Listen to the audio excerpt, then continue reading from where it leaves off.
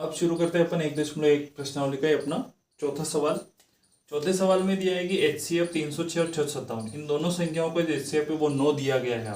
आपको इन दोनों का एलसीएम ज्ञात करना है।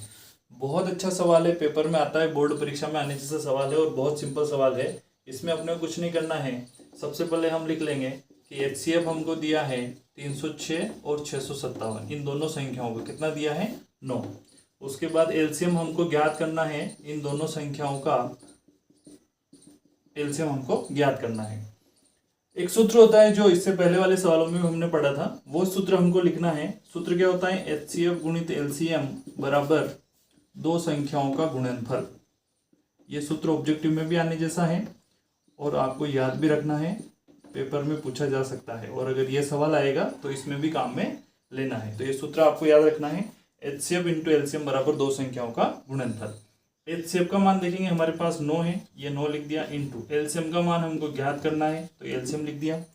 दो संख्याओं का गुणनफल, उसका मतलब ये हुआ कि जो दोनों संख्याएं हमको दे रखी है इन दोनों का गुणा करके लिखना है। तो 306 गुणित 657, गुणनफल मतलब बीच में गुणा लगा के हमने लिख दिया।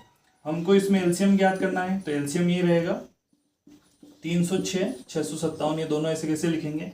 गुणे में 9 है तो नियम क्या बोलता है? गुणे वाली संख्या बराबर के उधर जाएगी तो भाग में जाएगी, बटे में जाएगी। तो 9 कहाँ जाएगा? इधर बटे में। अब 9 बटे में आ गया तो इससे भाग दे लेते हैं। तो 9 के पहाड़े से 30 के लिए 9 तिया 27, फिर 3 बच रहा है 36 बन गया, 9 चौक 36 और गुणा 657।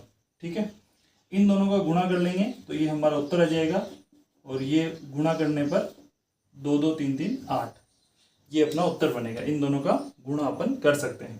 तो इस तरीके से ये चौथा सवाल हो जाएगा। बहुत सिंपल सवाल है और बिल्कुल बोर्ड परीक्षा में आने जैसा है, IMP सवाल है, तो इसको भी आपको अच्छा समझना है। अगला सवाल है अपनी प्रश्नावली 1.1 का 5वां सवाल। ये सवाल भी बहुत सी बार परीक्षा में आया हुआ है, बहुत सिंपल है, लेकिन ज़्यादातर बच्चे इसको करते नहीं है और ज़्यादातर स्कूल में भी इस सवाल को हल नहीं करवाते हैं। तो अपने इसको समझना है कि जांच कीजिए कि क्या किसी प्राकृत संख्या n के लिए 6 की घात n अंक 0 पर समाप्त हो सकती है।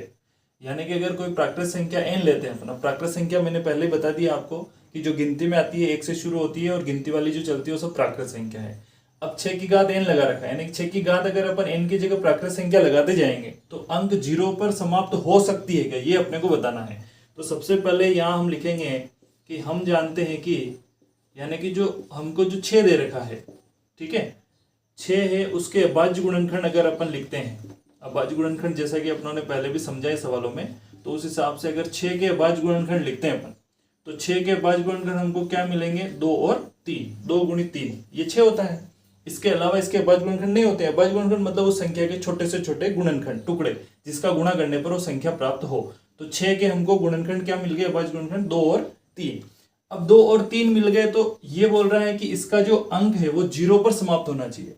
और 0 पर समाप्त होने के लिए क्या जरूरी है कि इसमें कम से कम 5 अगर आता तो 5 का गुणा 2 में होता, क्योंकि 3 में तो किसी गुणा करने पर 0 आएगा नहीं, केवल और केवल 2 में गुणा करने पर 0 आ सकता है। और 2 में किसका गुणा होता है? अगर 5 का गुणा होता तो वो 10 बनाता। जैसे कि यहाँ से समझो 5 गुणित अगर 2 होता तो 10, तो 10 में 0 आ रहा है। 3 में तो कोई संख्या ही नहीं है जिसका गुणा करने से हम 0 ला सके। तो यहाँ 2 के लिए क्या जरूरी है? 5 इसके साथ होना चाहिए। तो 5 तो इसका गुणनखंड होता ही नहीं है, 6 के अभाज्य गुणनखंड में 5 आता ही नहीं है, तो ये संभव ही नहीं है।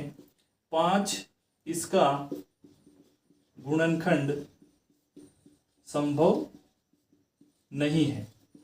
अब जो 5 इसका गुणनखंड संभव नहीं है तो हम ये लिख सकते हैं कि जो 6 की घात n है और n क्या है?